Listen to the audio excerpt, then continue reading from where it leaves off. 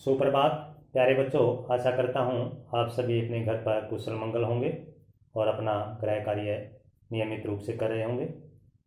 आज हम आरोह में संकलित अध्याय बाजार दर्शन के अगले भाग को पढ़ेंगे।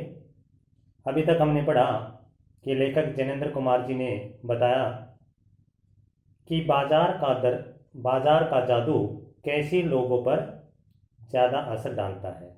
तो उन्होंने बताया, जिन लोगों का मन खाली होता है और जेब भरी होती है तो ऐसे लोगों पर बाजार का जादू खूब चलता है। अब मैं इस बाजार के जादू से बचने का उपाय आपको बता रहा हूँ। उदाहरण दिया लेखक ने भी कि जिस प्रकार हम गर्मी में, जब भयंकर गर्मी पड़ती है और लू चलती है, तो घर से हमें पानी पीकर बाहर निकलना चाहिए।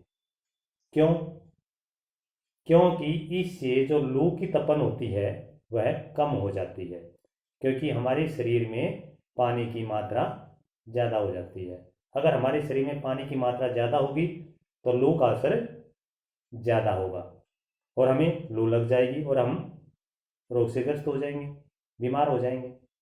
तो इसी तरह से जब बाजार का जादू हमारे ऊपर ज़्यादा चलता है तो एक तरह से हम उसकी जकड़ में आ जाते हैं।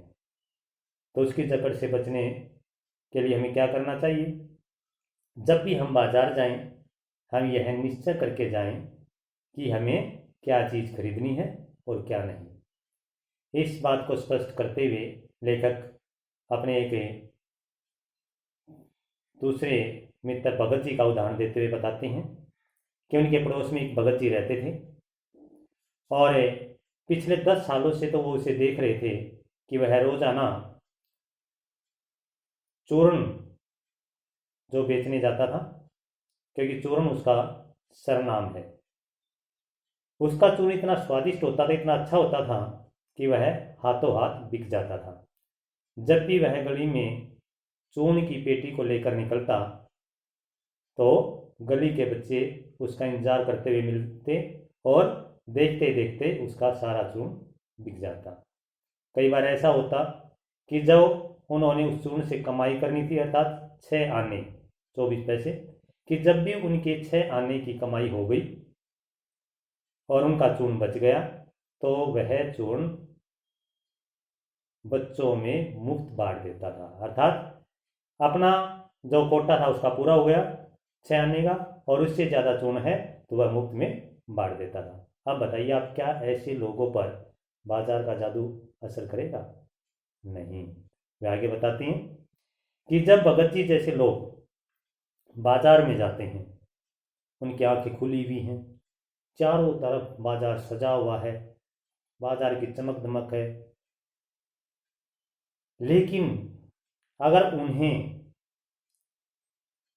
जीरा खरीदना है तो वह केवल पंसारी की दुकान पर जाएंगे। और ये नहीं कि वे जब बाजार में जाते हैं तो आंखें बंद कर लेते हैं, अपने पूरे होशोहवास में बाजार को देखते हुए निकलते हैं, लेकिन वे वहीं पहुंचते हैं जहां पर उन्हें जीरा मिलेगा। अर्थात वो पंसारी की दुकान पर जाते हैं और जीरा लेकर वापिस आते हैं और सारा बाजार ज्यों का तो बिखरा पड़ा रहता है। कि अब देखिए, यहाँ पे पैसा उससे भीख मांगता है कि आओ मुझे ले लो, लेकिन वह पैसे के प्रति इतनी निर्दयता दिखाता है कि वो पैसे का लालच ही नहीं करता। जैसे मैंने बताया था कि 6 आने का जब चूर्ण उसका बिक जाता है तो बाकी वो मुफ्त बांट देता है। अब लेखक बताता है यहाँ, अगर वो इसी चूर्ण को व्यवसाय के रूप में अपनाता, अर्थात इस चूर्ण से अपना व्यवसाय चला लेता, कोई छोटी सी फैक्ट्री लगा लेता, तो आज माला माल होता।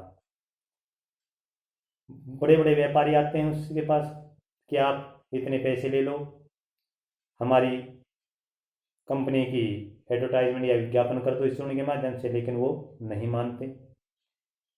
तो इसलिए पैसा उनके लिए कोई खास महत्व नहीं रखता। लेकिन पैसा कई जगह पावर भी है, पैसे में व्यंग्य शक्ति है, शक्ति के रूप में भी पैसा कहीं कहीं कार्य करता है। अब इस पैसे की व्यंग्य शक्ति को दिखाते हुए लेखक जैनेंद्र कुमार कहते हैं कि मैं एक बार पैदल जा रहा था, तभी पास से एक मोटर वाला निकला और धूल उड़ाते हुए निकला। तो मैं यह देखकर बड़ा हैरान था और सोचा कि पैसे में तो बहुत पावर है, बहुत शक्ति है पैसे में। तो अब मेरे मन में अपनों के प्रति, अपने सबों के प्रति एक पराईपन की भावना आती है कि हाय, मैं ऐसे माँ बाप के घर पैदा क्यों नहीं हुआ जिनके पास लाखों करोड़ था, जिनके पास मोटर गाड़ी है। मैं ऐसे माँ बाप के पास क्यों पैदा हुआ। तो ये भिन्न भिन्न प्रकार के विचार हमारे मन में आते हैं। तो लेखक भी यही बताता है कि मेरे मन में भी ये विचार आए। अब इससे अगला भाग हम अगली वीडियो में पढ़ेंगे। आज के लिए इतना ही काफ़ी है। धन्यवाद।